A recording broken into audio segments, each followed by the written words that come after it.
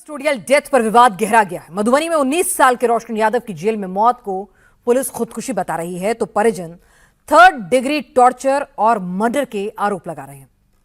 रोशन यादव के परिजनों से प्रशांत किशोर की मुलाकात के बाद मामले ने और तूल पकड़ लिया है।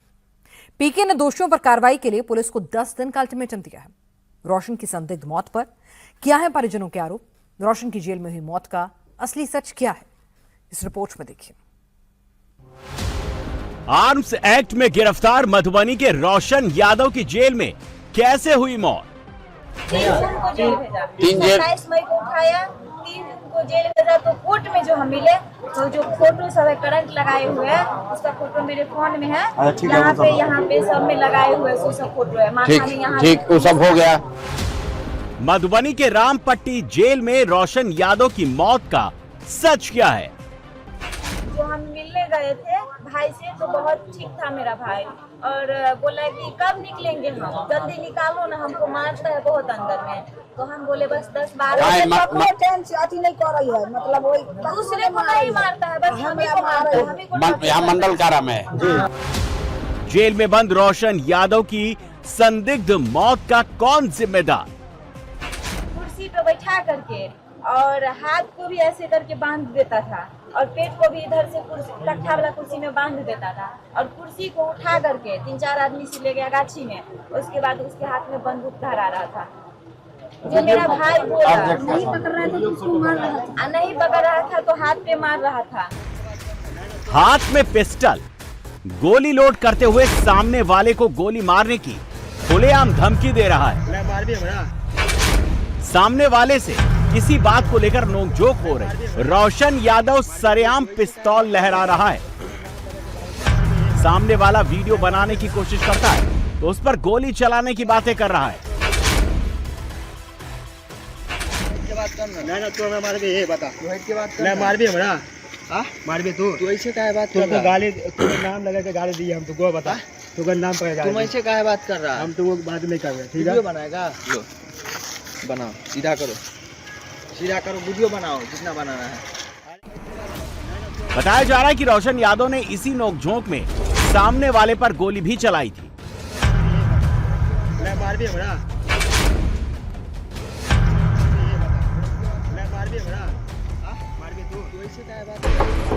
लेकिन जेल में रोशन यादव की संदिग्ध मौत के बाद अब यह विवाद गहरा गया है। दूसरी तरफ इस मामले ने बड़ा राजनीतिक रूप ले लिया है। मामले ने उस वक्त और तूल पकड़ लिया जब इसमें जन सुराज पार्टी के विधायक प्रशांत किशोर की एंट्री हो गई। प्रशांत किशोर ने रोशन के पुश्तैनी गांव बरकौली पहुंचकर परिजनों से मुलाकात की और उन्हें न्याय दिलाने का भरोसा दिया। मधुबनी के रहने वाले इसी रोशन यादव की मौत को लेकर मधुबनी में काफ़ी सियासत हो रही है। ये जेल में था और जेल में ही इसकी मौत हो गई। प्रशासन का कहना है कि इसने आत्महत्या की है, लेकिन परिवार के लोग ये कह रहे हैं कि इसे जेल में मारा गया है। और इसी बात को लेकर प्रशांत किशोर भी यहाँ पर पहुँचे थे और खुद उन्होंने मधुबनी के एसपी से मुलाकात की और उनसे पूरी जानकारी ली है।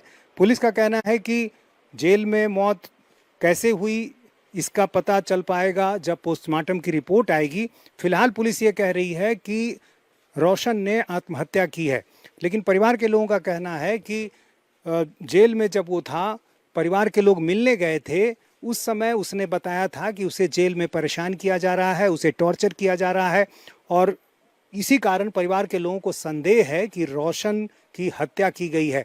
इस मामले में पुलिस अभी जांच कर रही है और जांच के बाद ही ये साफ होगा कि रोशन की मौत कैसे हुई। 10 अगस्त को मधुबनी के रामपट्टी जेल के अंदर रोशन का शव फंदे से लटका हुआ मिला। इस मामले में जेल प्रशासन इसे आत्महत्या बता रही है, तो परिजनों ने हत्या का आरोप लगाया है। पीड़ित परिवार के साथ प्रशांत किशोर ने मधुबनी के एसएसपी से भी मुलाकात की और मामले की निष्पक्ष और पारदर्शी जांच की मांग की है। परिवार का जो इल्जाम है उसके संदर्भ में हम लोग यहाँ के पुलिस पदाधिकारी से मिलने आए थे, एसएसपी साहब से। इस पूरे घटना के 2 पहलू। पहला पहलू यह है कि परिवार का इल्जाम है कि उस बच्चे को 27 मई को अरेस्ट किया गया। अरेर के बजाय रहीका पुलिस थाना ने उसको अरेस्ट किया 3 बजे। इनको कोई कागज पे कोई सूचना नहीं दी गई, इनको बताया नहीं गया। 3 दिन के बाद इनको पता चला कि इनका बच्चा रहीका के थाने में बंद है। देखने से ऐसा नहीं लगता है कि ये कोई क्रिमिनल हैं। इनकी ये माँ है बच्चे की, इनके हस्बैंड की डेथ हो गई है पहले किसी रेल एक्सीडेंट में, इनके पैर में हवाई चप्पल तक नहीं है। 2 इनकी बच्चियां हैं, एक ने आग दिया है और एक बड़ी बहन है। पुलिस के जो यहाँ एसएसपी है, पदाधिकारी हैं, उन लोगों ने भी देखा, वो बात को समझ रहे हैं कि और कुछ नहीं तो मानवता के नाम पर इनके साथ इंसाफ होना चाहिए। 19 साल का इनके लड़के की डेथ हुई है, हत्या हुई है या डेथ हुआ है, तो इनके साथ इंसाफ होना चाहिए। अभी उन्होंने सारी बात स्वीकार की है कि वो इसको तुरंत हर तरह से हर स्तर पे जांच करेंगे और इंसाफ होगा, ऐसा उन्होंने आश्वस्त किया है। तो 10 दिन का टाइम उनको हम लोग दे रहे हैं। मृतक रोशन के परिजनों का आरोप है कि उसे झूठे केस में फंसाकर कई दिनों तक थाने में अवैध रूप से रखा गया और कस्टडी में बुरी तरह पीटा गया। परिजनों के मुताबिक 27 मई को मधुबनी की रहीका थाने की पुलिस रोशन यादव को पकड़ कर ले गई, लेकिन परिवार को इसकी कोई जानकारी नहीं दी गई। परिजनों का आरोप है कि 30 मई को जब वो रोशन से मिलने पहुंचे तो उन्हें मिलने नहीं दिया गया।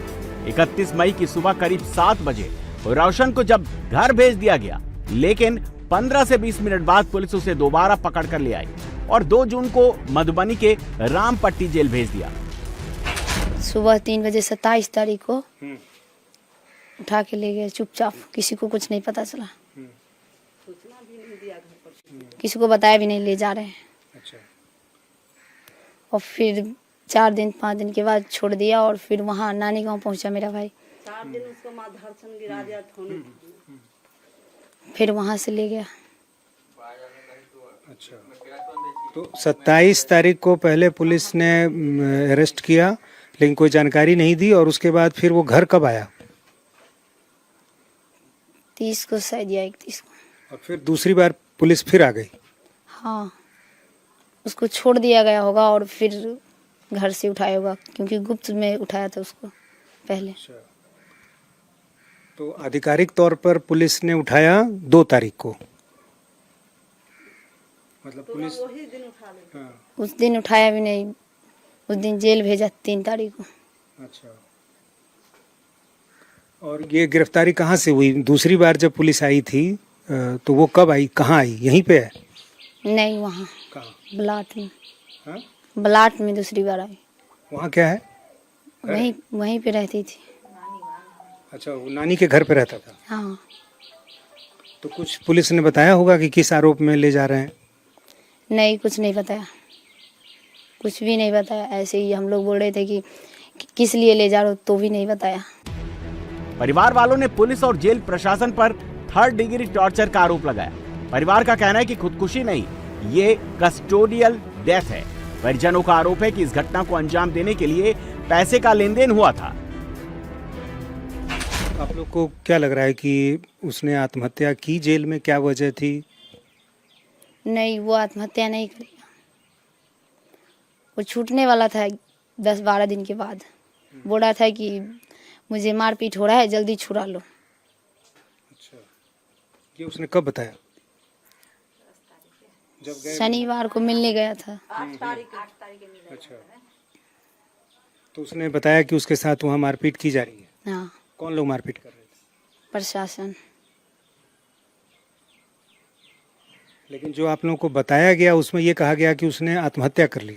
हाँ।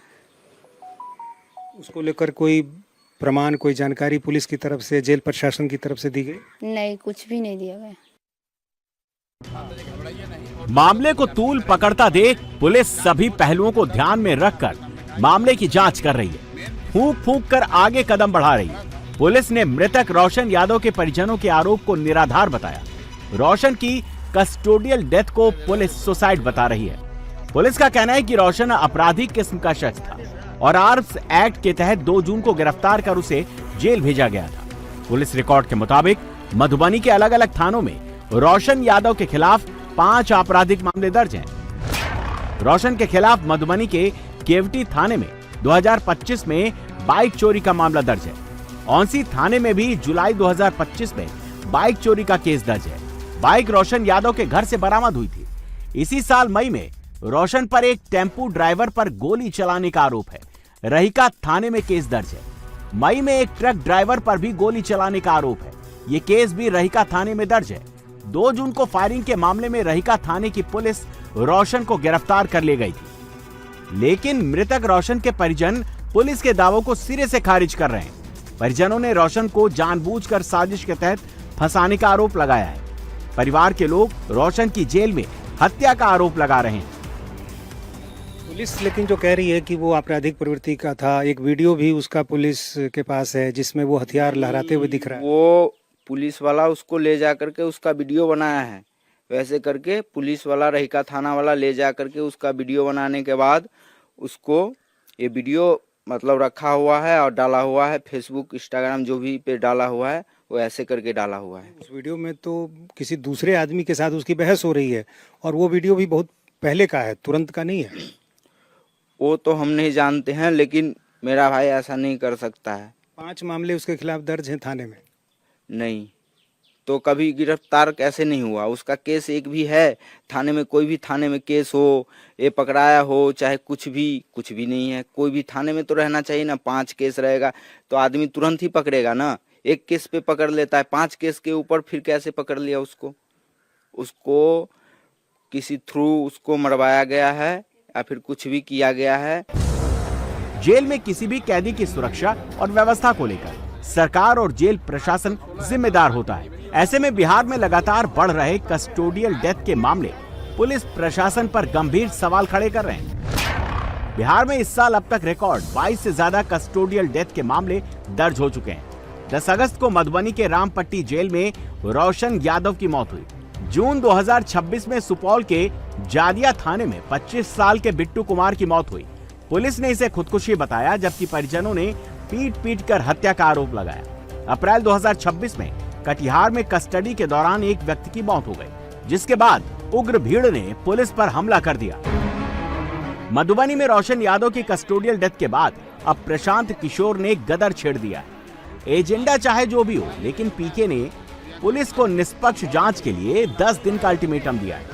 ऐसे में बड़ा सवाल है कि अगर 10 दिन में दोषियों पर एक्शन नहीं हुआ तो क्या प्रशांत किशोर दोबारा मधुबनी आकर आंदोलन करेंगे?